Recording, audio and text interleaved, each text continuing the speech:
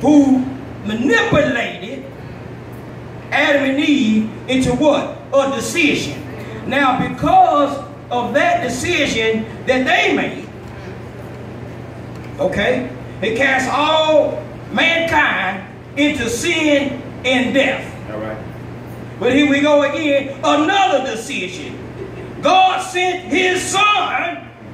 Okay? God sent his son to remove that decision, to take away that sin and that death. Right. But in the same way right today, we making some decisions still that's putting us in sin and in death. All right. Okay? All right. And so now I got some numbers to prove it, just in case. Now, I don't know if y'all know this or not. I'm pretty sure everybody do. Insurance is higher. Oh, yes, sir. Oh, yes, sir. For a man. Uh-huh. Than it is for yes, the woman. Yes, you see, because then it got to be common knowledge that we are some notorious bad decision-making people. Okay? We notorious for bad decision-making, and so what's happening is this decision-making that we using is hurting us. All right. Now I got some numbers, okay? Now I like numbers. Yeah. Okay? All right. See, because numbers don't lie. All right. Yeah. Matter of fact, they had a song, some of y'all might know it, some of y'all might not know it, but it was Lil Wayne and Yo Gotti. They say men lie, women lie, men lie, women lie, but numbers don't lie. Okay? Numbers don't lie. Matter of fact, the only one that don't lie is God. Amen. But we listening at the men, and we listening at the women, and we listening at everybody else but God. But God is not a man that he should lie. Guess where that's at? That's in numbers, because numbers don't lie.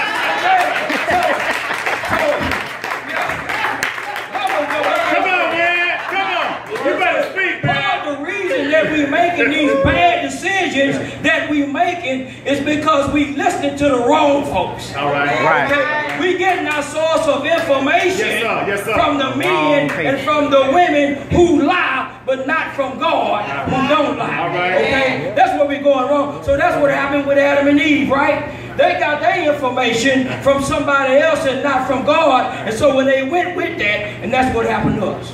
Okay? When we go with what everybody else say, but God. Okay? Now check this out. I pulled up some numbers, like I said. Let's look at some prison numbers. Uh-oh. Now look, we're going to be real. Come on, man. Okay, because we can't talk real in the house of God. Where can we talk real? Okay. Now, I'm not going to sit up here and say, we know that everybody in prison have not committed a crime. We do know that we got an X on our back. We do know that we got some folk out here do the same thing we do. But don't hardly get no time. All right. And then we just do a little something. And they throw the book at us. Okay? You know, Colin Kaepernick ain't kneeling down for no reason. All right. Okay? We know what that is. But on the other side of that, we are guilty of some crimes. We are guilty of some crimes now. We are guilty of some bad decisions now. Even though the black population is on 13% of the people. Come on now. I think that's kind of ironic. 13%. When we start talking about the 13th Amendment and all that, you know, Pastor tells us about how these numbers, they seem to keep running together. But 13% of the people, as whites, are 77% of the people. But yet, the prison population is made up of 37% black. Yes, sir. Yes, sir. Yes, sir. That's right. Come on. That's the number. Now, where are the men?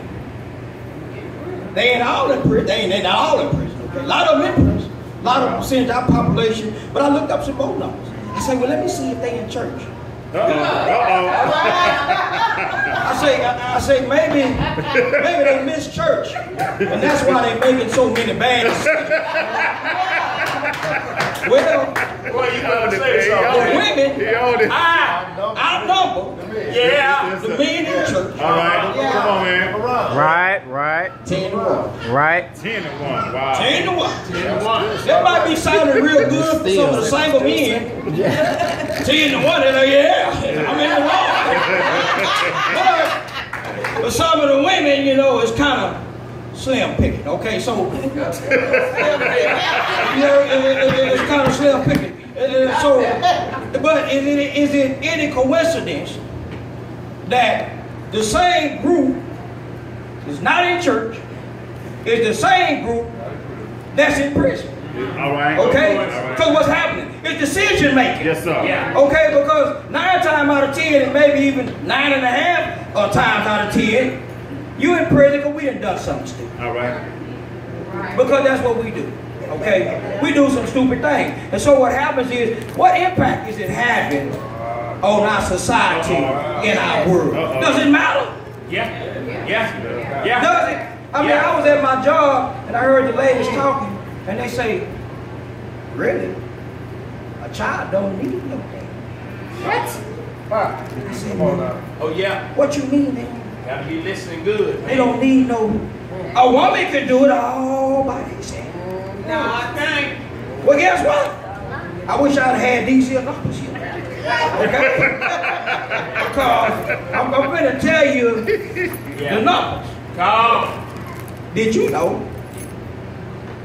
that when you have an absentee father, that child will have a chance to commit suicide at a much higher rate, 63%.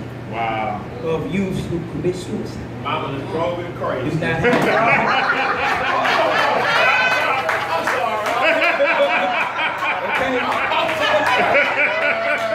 and runaways, 90%. Okay? Like Pastor, I guess mama driving crazy, they had a runaway. 90%, okay, of runaways is from fatherless, okay? Yeah. What about discipline behavior problems in school? All right. All right. Yeah. Yeah. Yes, sir. 85%. Yes, sir. Yes, Okay? sir. So yes, fathers are making a difference, okay? Amen. But now, once again, now we already said one reason we don't have the fathers in the home is because of bad decision making, okay? So they in jail. But we got some more bad decision making because when you make a decision not to follow the word of God, not to follow the principles of God, that's a bad decision. All right. All right. All right. That's a bad decision. I'm going to tell you, I went to the doctor Friday. And I got some good news. My cholesterol was down. Blood pressure was down. Last time, I came and say, we're going to have to put you on some medication. But I ain't been on no medication. Amen. Okay? Blood pressure down, weight down, everything down. And so they showed me my chart over the past 10 years. And I noticed something on that chart.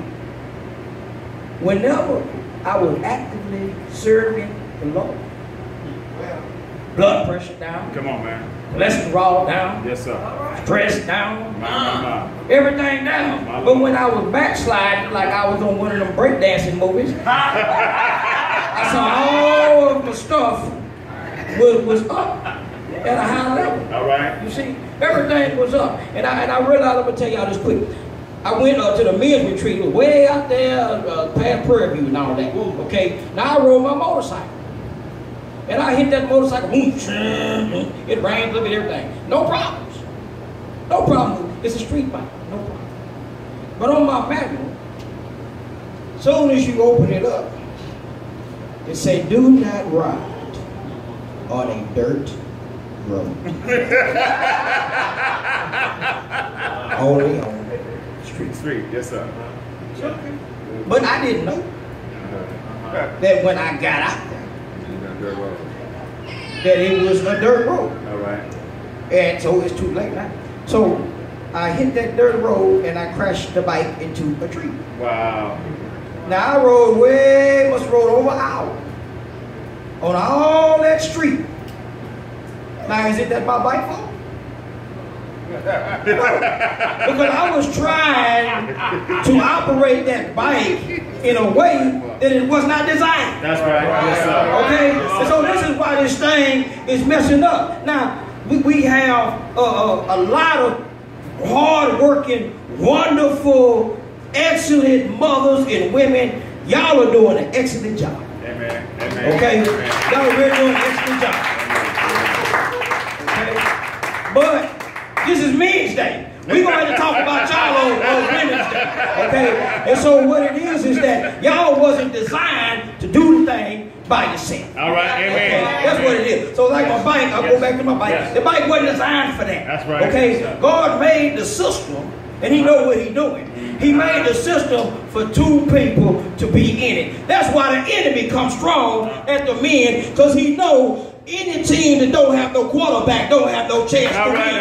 And we are quarterbacks. Yes, you see? So when we talk about running this race, we are the one to set the pace. All right. In running this race. Come on, man. Okay? But now what happens is, we not, this is what I was going to say. The Spirit brought it back to me. This is another reason we ain't got fathers in the home. We got fathers who got too many homes. Papa was a rolling stone. Papa was a rolling stone. You can't be in our home. Yeah. Okay, I know they say Papa was a rolling stone. But guess what? That Papa that was a rolling stone couldn't be in all them homes. Yeah, right. Okay, so how? That was the day. Now this shit. He died, yeah. This hit me because I hear people say, well, you know I ain't perfect. Uh-oh. How's that going to help our children? How's that going to help us avoid these types of numbers? Yes. Okay? Yes. What's that going to do? Yes. I mean, I know some people, and I know one of them very, very well, but I know some people who, their worst nightmare in life, their worst nightmare that they can possibly imagine is to be and left their phone and somebody done went through it. For some people, that's a worst nightmare right there. Okay? And it shouldn't be no worst nightmare. All right. Okay? Shouldn't be a worst nightmare because Christ told us how to combat that. He told us, and he taught us real good. Okay? And what he said was, don't even look at a woman. That's what he said. Whose eyes is it? It's your eyes. You can't control your own eyes. Okay? Whose eyes is it? And I ask myself this question. I'm going to ask y'all the same question. For a man who cannot control himself, for a man who can't rule over himself, for a man who can't govern himself, how can you govern somebody else? How can you lead anybody? Okay, that's why Jesus told us, okay, now, if you want to do something, the first thing you got to do is you got to work with your own eye. You got to get the beam out your own eye. Right. Okay? So as men, this is what we have to do. We have to stand up first of all and be responsible to ourselves and for ourselves and say, I got to clean myself up. Yes, sir. Because I got to be the example. Uh-huh. Yes. Okay, well, I done ran out of time. Absolutely. Well, I got better hurry up. So we got to clean ourselves. We got to be our own example. And I love the way it says in Job chapter 31 from the Message Bible. Listen what the Message Bible says. Talk, son. Talk, man.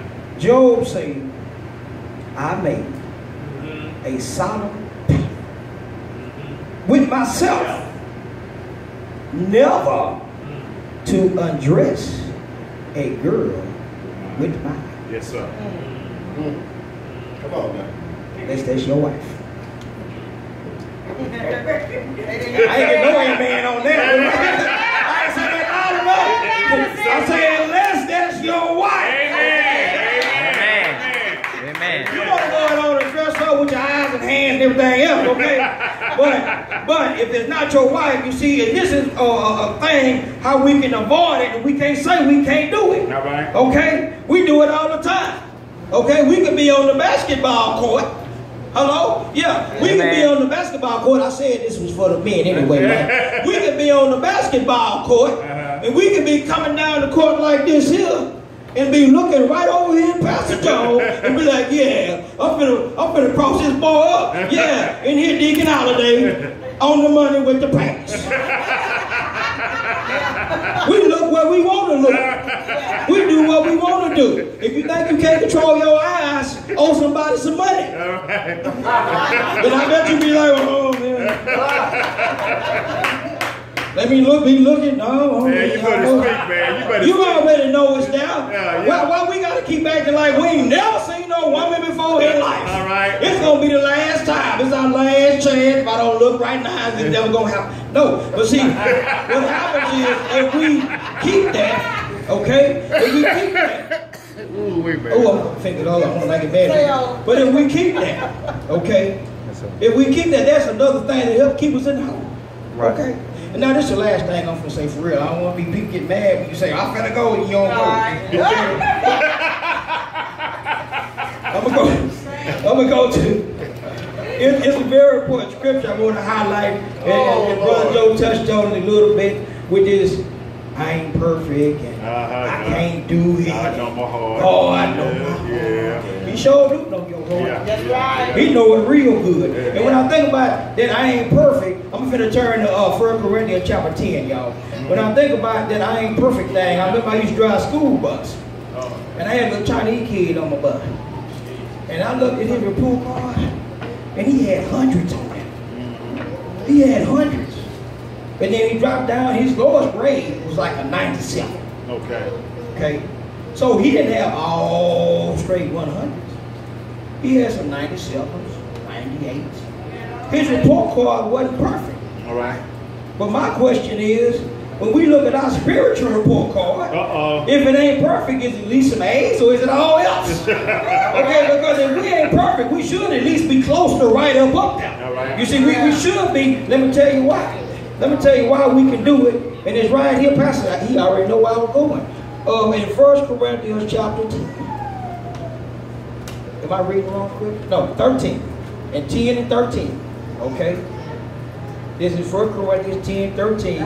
This is a very common misquoted scripture. Yep.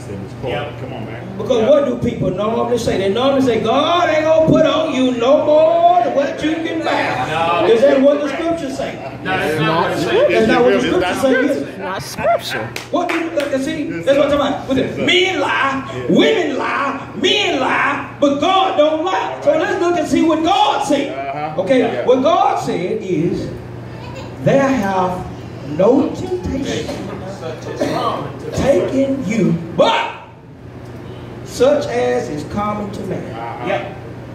But God is faithful, Yep. who will not suffer you to be tempted above that ye are able, That's right. but will with temptation also make a way to escape, That's right. that you may be able to bear. That's right. And you'll be able to bear. So you'll be able to, so guess what? God just said if you say you can't do it, you're a liar. That's what he said. Because he said, I'm not going to let you get involved in no kind of temptation that is more than what you can bear. All That's right. right. But I'm going to make the way out. But sometimes that's what happened is that he make the way out, but we ain't looking for the way out. We looking for the way in. Now we got to stop looking for the way in. Okay, we got to be looking for that way out, and we got to take that way out because as men in this race, we have to be able to set the pace. So to answer the question, where the men at? Well, guess what?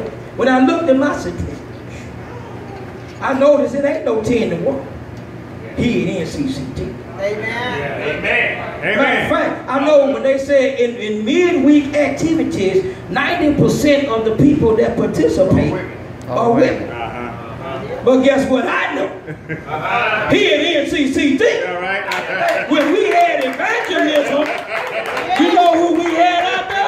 we had more men out there than we had women out there. Okay? That's what we had over here at NCCT. I know when we participated in midweek Bible study, we got the men. When it comes time to work in this church, we got the men. So I'm going to tell you where the men at. The men is right here at NCCT. That's where the men are. God has blessed us already with the men. And you know what Thank you.